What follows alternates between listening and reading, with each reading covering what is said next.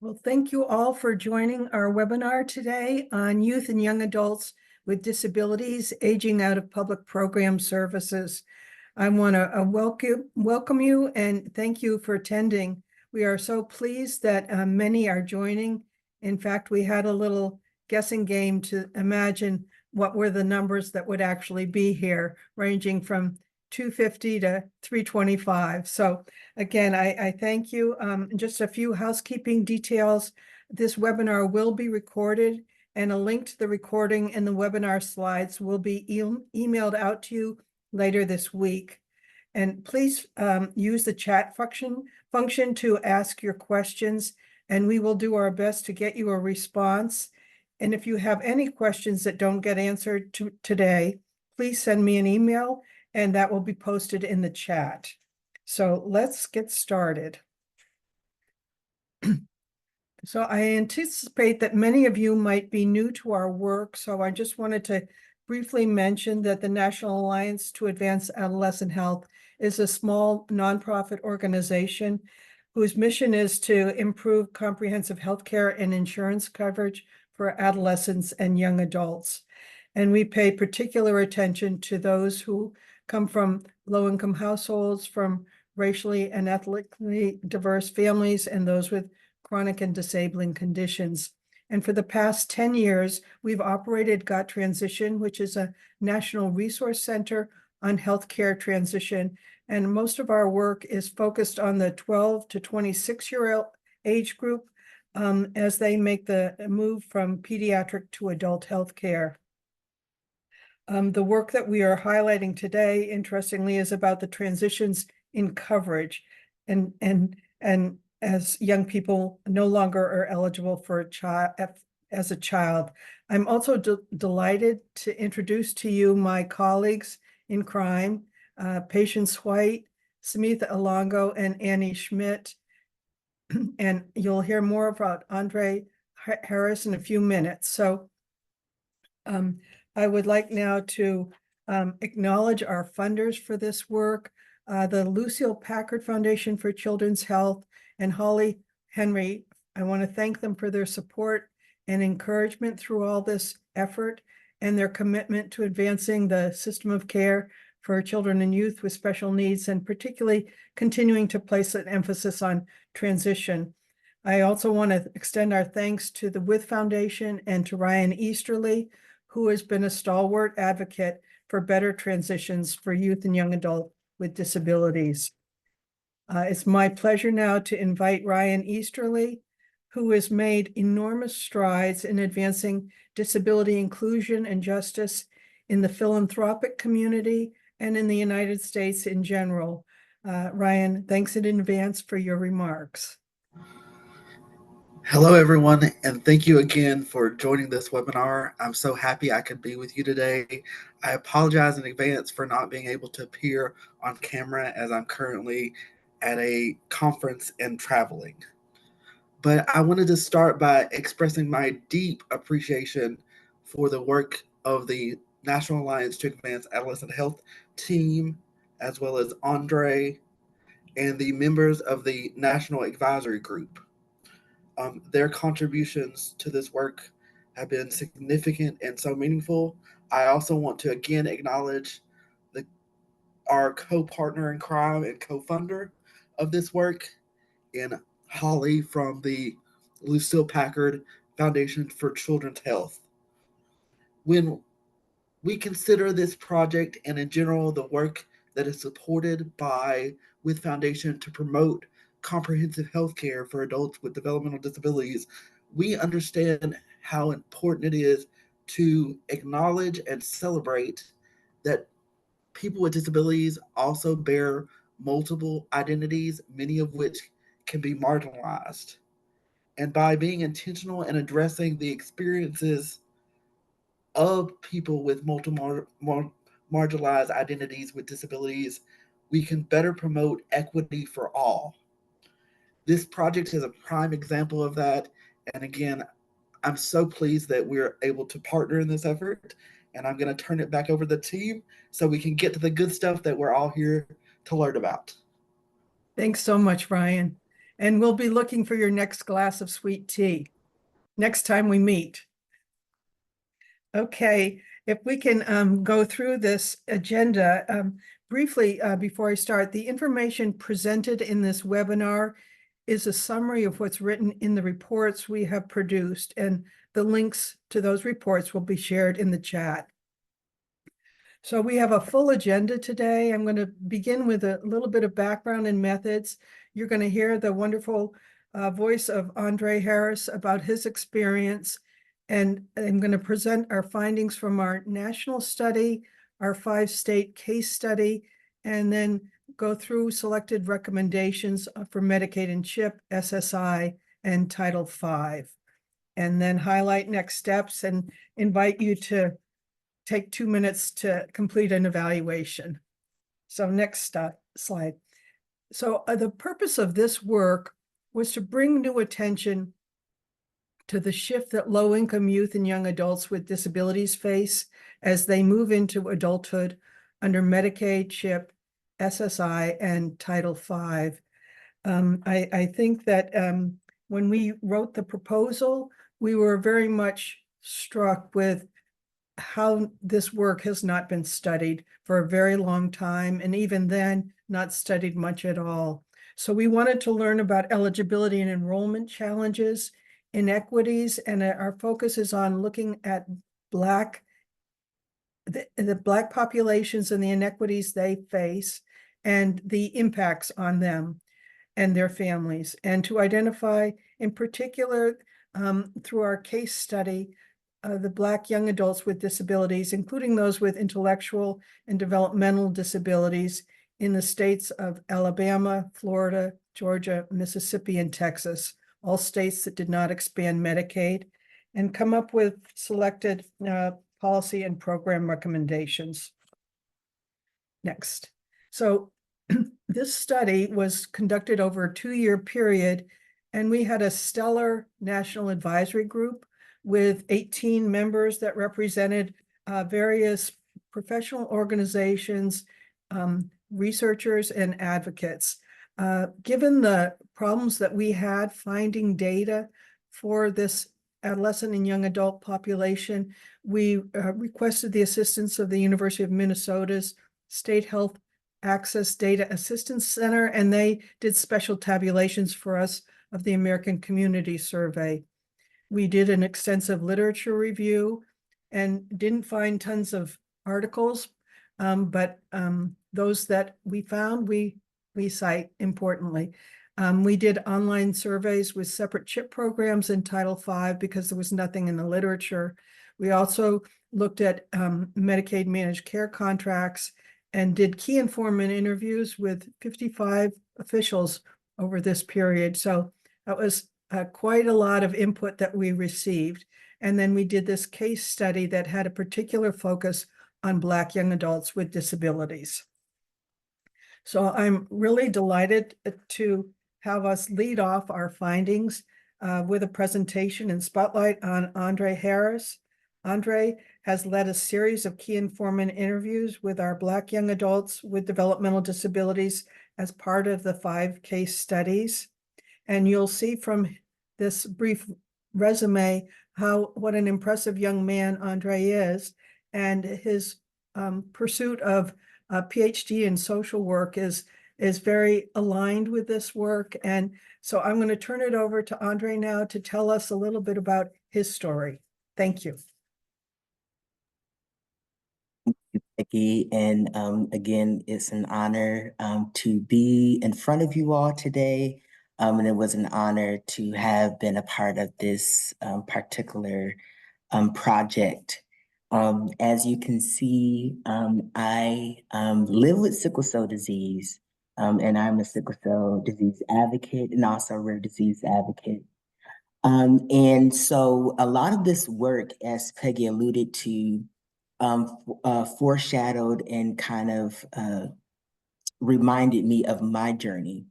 And so a lot of people with sickle cell disease have issues when they transition from pediatric to adult care. And a lot of them are really couched in the issues of social determinants of health and social economic issues. And so to be a part of this really is amazing and special, because I think this information needs to be shared. It needs to be out. There needs to be more information. And if I started doing this earlier, I might have taken this on as my dissertation topic, but I'm too far along in my current topic. But I will say very briefly about my experience personally, and then I'll talk about some of the experiences in the interviews, is that there just really needs to be a framework, a foundation to support people who, with this population, we specifically wanted to talk to Black young adults. And for us, this is preaching to the choir, but many of us understand that there are issues that are rooted in the historical, the social mistreatment of Black people in this country. And so that comes to a head when we talk about coverage, when we talk about entitlement programs and benefit programs. And so you see that there may be a lot of people who just may not have access or even the knowledge or support to successfully transition from pediatric to adult care, to transition from pediatric to adult coverage. People are not comprehensively educated about it. And I believe I shared this in the other webinar that we had a couple of weeks ago. But this experience reminded me when I turned 21, I was actually in a coma. And my parents had to apply for emergency Medicaid because while I was in a coma, and this is what they told me, because of course I don't remember, is, they came in and said, hey, his coverage has expired. He's aged out of his Medicaid program, and we need to figure out how to pay for this. And so they were able to guide my family to apply for emergency Medicaid. But even with that, I received a hefty bill after being induced in a coma for 2 weeks while turning 21. That followed me for years and years until, some regulatory things happen in Obamacare and ACA and all of those things. And so that experience is not unique. A lot of people, regardless of sickle cell, a lot of people with DD diagnoses and other diseases, chronic and rare diseases, experience this. And they experience the issues of, they may be in a point where they can't even advocate for themselves, in a coma, in ICU, or maybe they are nonverbal, or have uh, uh, verbal challenges or communication challenges, and it just makes this problem even more problematic. And the last part of my little address is the actual experience interviewing people. I counted it an honor because being someone who is being trained as a PhD student, you understand how to design and conduct research, but also someone who has been a patient, who has been an advocate, and who has been on the other side of the table of research studies. I think that is part of what brought me a unique perspective in this work, is that you are more sensitive to the questions that you ask, the responses that you get, how to probe more, how not, what not to probe, because you've been on both sides of the table. I was very humbled to be able to do this. And a lot of the uh, responses and a lot of the engagements left me with the afterthought of, if I had a magic wand, right, there would be a way for me to fix all of this so that anybody who fits this description would not even have to worry about this, right? And I think that's part of the conversation, is that some of these problems are man-made problems. Some of these problems are a problem of power, a problem of who we deem deserving of help, who we deem deserving of care, who we respect when they say they need help. And so all of those things came up for me. And some of the interviews, and they'll go over this a little bit later, but some of the interviews were also very encouraging, because regardless of whatever diagnosis that they faced, regardless of whatever situation that they had, every person approached our interviews with a positive outlook and a positive experience and a positive attitude. And that also goes to this type of work. Many of the people who need the most help have the best attitudes, even though they're going through what for some would be a lot, but they go through it with a smile and they go through it with perseverance and resilience. And so I was just very encouraged by how they approached our time together. And so I won't bore you all with me rambling more, but you'll hear more about what happened. But I am again just eternally grateful to even be brought on for this. And hopefully I can continue to have a professional relationship with this team in whatever they continue to do, and however I can support, I will continue to do that. Thank you so much. Thank you so much, Andre. You've been a star throughout all this work, and we hope that the wish of a magic wand will make some strides in that direction as a result of this work. So I'm going to present some of the data from the American Community Survey on disability by race, by poverty status, and uninsurance.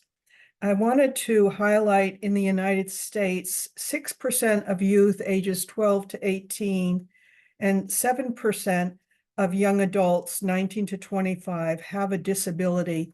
And you can see in the note below the definition of disability. These are a common set of questions that have been used to estimate disability prevalence. However, when you look at the young adults with disabilities compared to youth with disabilities, you see that they are far more likely to have incomes below 100% of poverty. In fact, 2.5 times, 66% versus 26%, and about the same 2.6 times difference in the uninsured, the 13% versus the 5%. Also, I wanted to draw your attention to Black young adults with disabilities compared to white young adults with disabilities, noting their significantly higher rates of poverty, 74% compared to 64%, and uninsurance, 15% compared to 11%.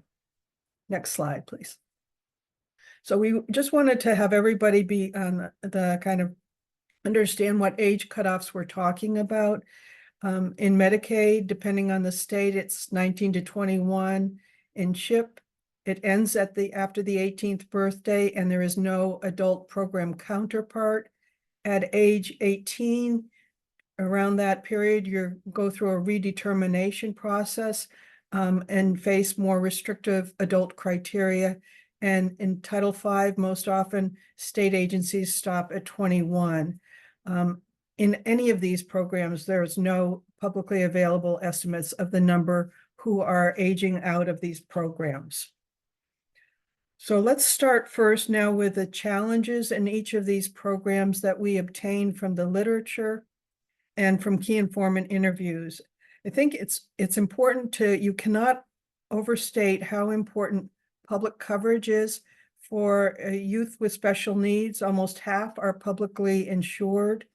And some of the major challenges we heard were the lower income standards for adult Medicaid eligibility compared to children, the the number of states that elected not to expand Medicaid for childless young adults.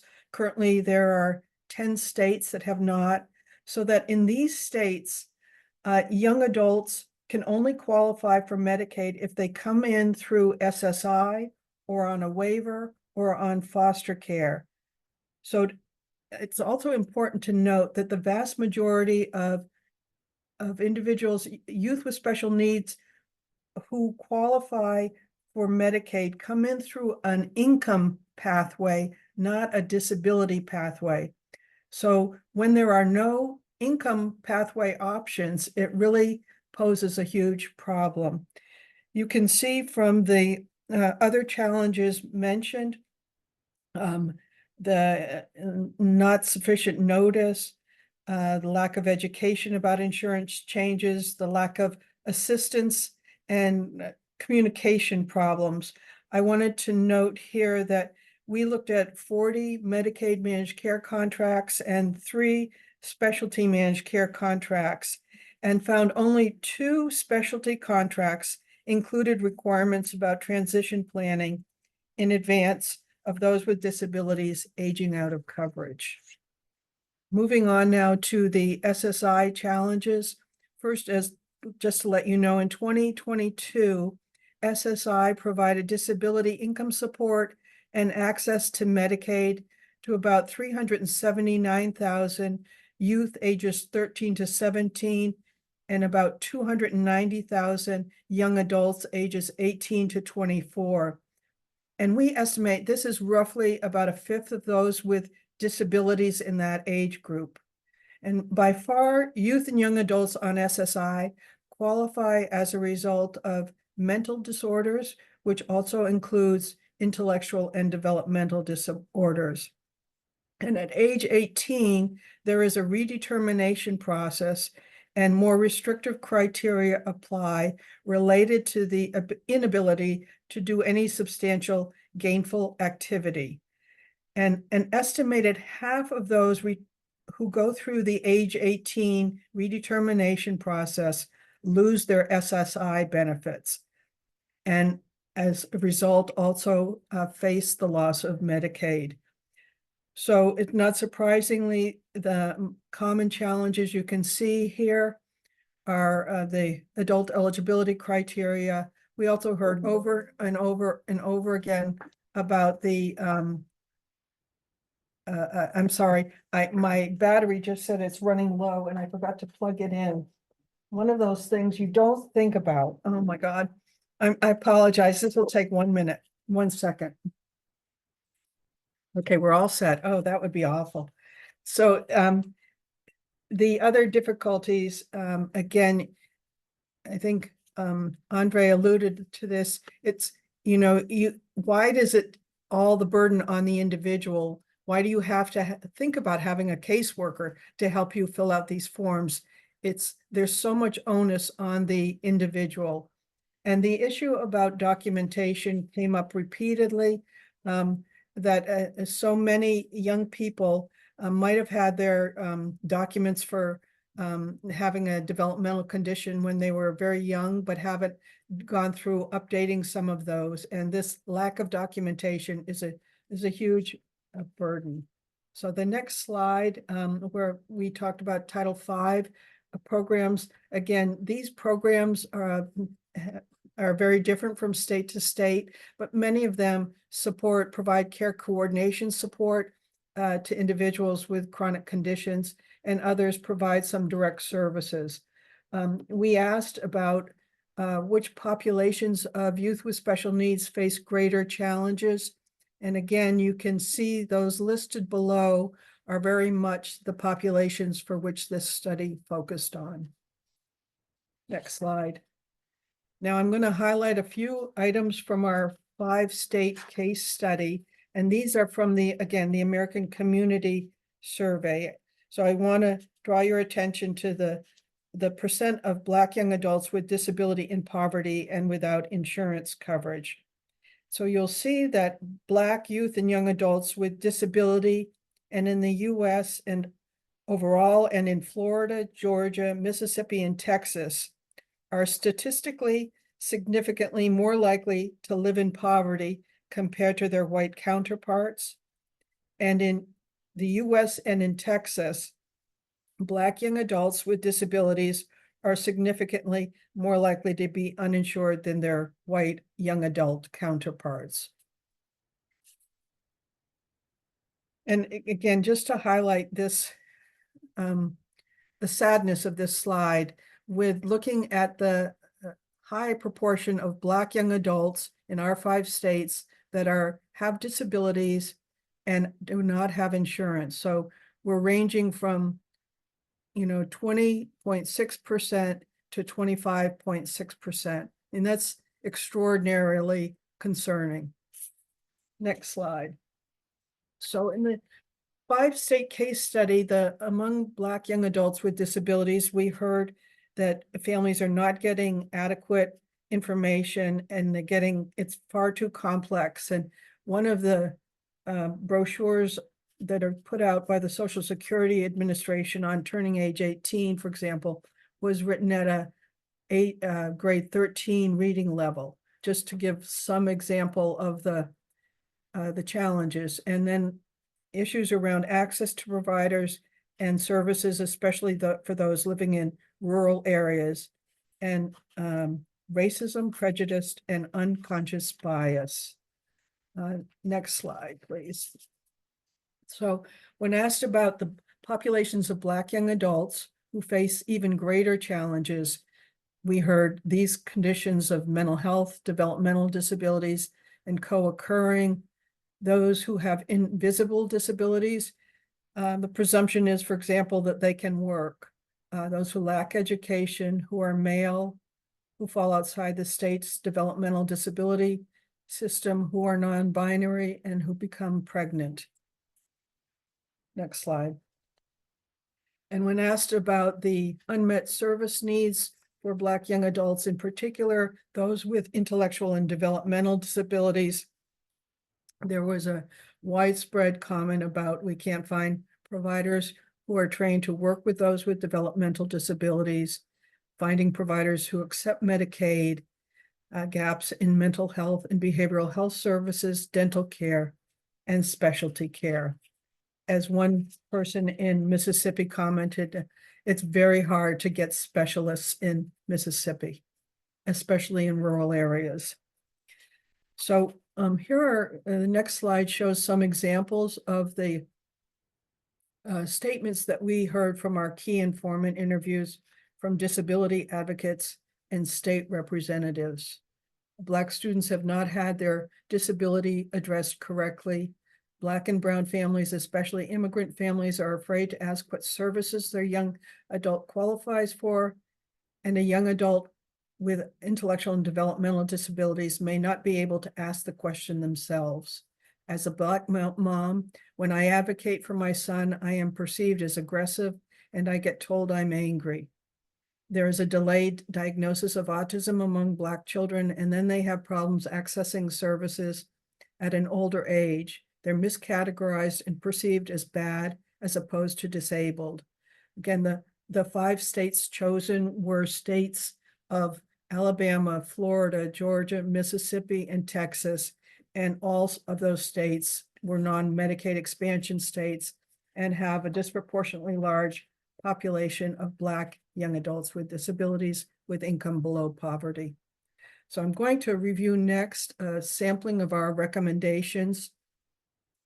As you can see below on the screen here, we've organized our recommendations into these categories to just help the reader group this up. So I'm going to go through now among the Medicaid recommendations related to program and policy reform. And you'll see that in each of the categories, in each of the programs, we have something related to increasing the age for which children are considered children. So for Medicaid, we're encouraging that there be a national uniform definition of childhood eligibility for Medicaid and CHIP, set at either under 21 or under 26, which is consistent with the Affordable Care Act dependent child provision. And this would obviously call on Congress to make that change. The next recommendation is to encourage to allow all SSI recipients to automatically qualify for Medicaid without having to submit a separate application.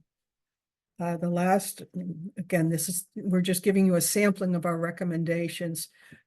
We want to see more Medicaid managed care contracts, including provisions that relate to transitions in coverage for youth and young adults with disabilities. Again, some of these recommendations require congressional actions. Others can be done at the federal or state level. Next, looking at transition supports.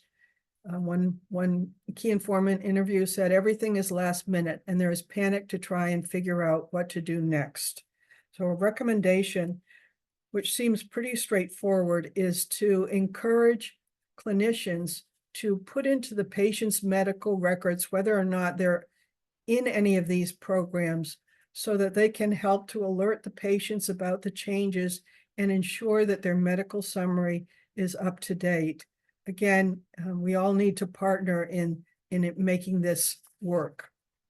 Next slide.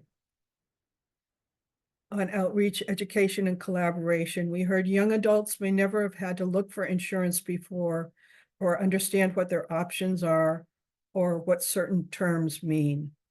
So our recommendation is to think about 1 to 2 years in advance of when a young person ages out, that there be outreach and an informing of this population about the changes in their eligibility status.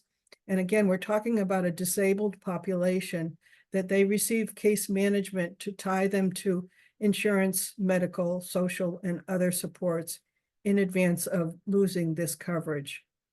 Again, we heard examples of families whose young adult had a developmental disability who, when they were before age 21, they had private duty nursing, but when they were older than that, they could not access private duty nursing, so they had to have nursing aid. Again, putting great burden on the family. Next slide.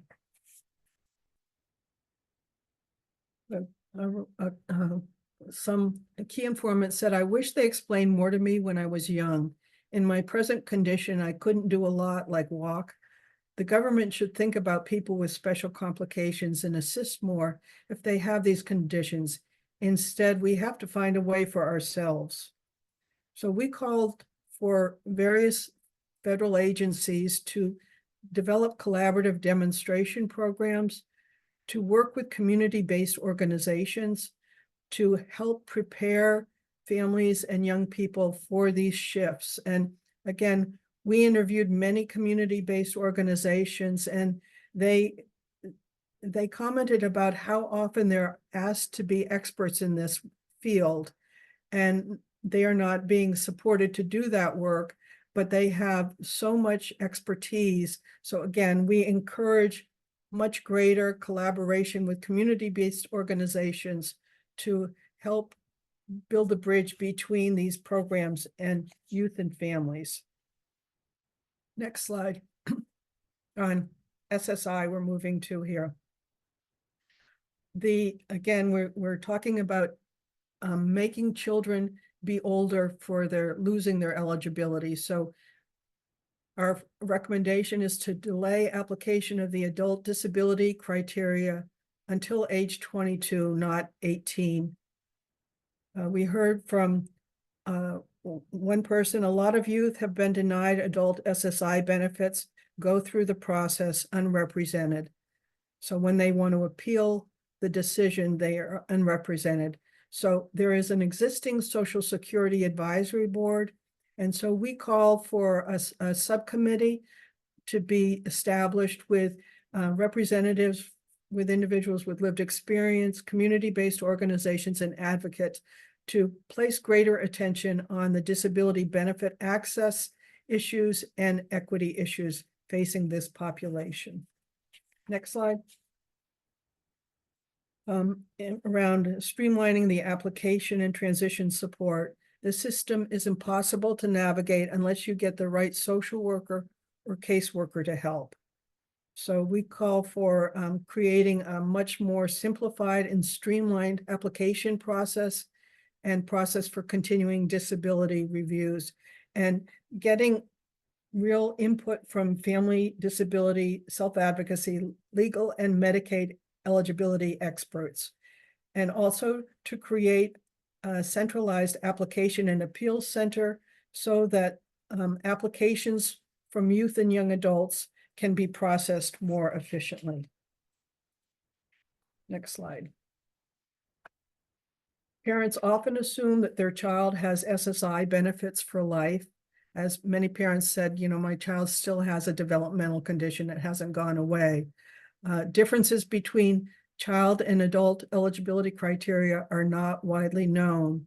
So we're calling for a targeted outreach, communication, and training effort targeted at those before the age of 18 to help them understand in plain language what about these services and what's difference between a child eligibility status and adult eligibility status. One of the things that came up repeatedly is often how families sort of think about the cup as half full, not half empty. So when completing some of the functional assessment forms, make things sound better than they actually are. And oftentimes providers may do the same. So the issue is to really understand these forms and how best to complete them. Next slide. Without more robust reporting on data on race and ethnicity from the Social Security Administration, it is very difficult to review anything from individual case decisions to widespread policy changes to see if they have racially disparate impacts. So we call on the Social Security Administration to conduct and publicize a comprehensive analysis of youth and young adults with disabilities on SSI, looking at the rates of applications, the recipients, and the age 18 cessations, not only by state, but also by race, age group, condition type, and rural geographic area. The absence of current information by state and by race is really an issue here. Thank you. Next slide. On the Title V, we heard we have as a country improved the life expectancy for children with certain conditions. However, in many ways, we have failed them. The reason is because they age out often without any place to transition to. We must do better. So again, we call on an increase in the childhood eligibility age cutoff for state Title V programs to age 26 with corresponding funding support for this change, and also create a consistent process for helping inform youth and young adults about the ending of the Title V program and options for ensuring continuity of care and coverage. The next slide. There is no system to track or monitor youth after they left the system. It is a hole in the system. So not surprisingly, we call for mechanisms to identify and track youth and young adults who are aging out, and collecting additional information such as race, ethnicity, insurance status, and where they have been referred to. Next slide. And partnerships and interagency collaboration. We need a supported workforce to prepare youth and parents before they age out, especially in rural areas where there is a lack of providers to connect young adults to. We call for partnering with Family Voices, family-to-family health information centers, and Title V care coordinators to implement a planned approach to inform and prepare young adults for the ending of the Title V services, including referrals to adult program services, as well as state and community hotlines to help with health-related social needs. Next slide. So in conclusion here, I think what we have presented today, according to one of my colleagues, Patience White, is just the tip of an iceberg. Clearly, far too many low-income and Black young adults with disabilities do not receive necessary education, preparation, and support for making the shift to health insurance coverage and critical disability benefits as an adult. We call on federal and state agencies in Congress and advocacy groups to bring attention to this transition age population and consider these recommendations for improvement. As one national disability representative said to us, policies need to be challenged in a significant legislative way. They are unjust and punitive to people with disabilities. I think also, just one other closing remark here. So many people that we interviewed said, thank you for doing this study. We need to bring greater attention to these issues for all young adults with disabilities, but especially for those who are Black young adults and who have incomes below poverty and who have developmental conditions. So I want to let you know the next steps that we plan are to share these findings with various government agencies, advocacy groups, community-based organizations, and family and youth leaders. And we encourage you to share these findings with your networks. These will, the recording of this and the links to the emails will be sent to you later this week. And I want to just give you my email address if we have some time for some questions. In the meantime, if we're not able to answer the questions, I will get back to you with responses.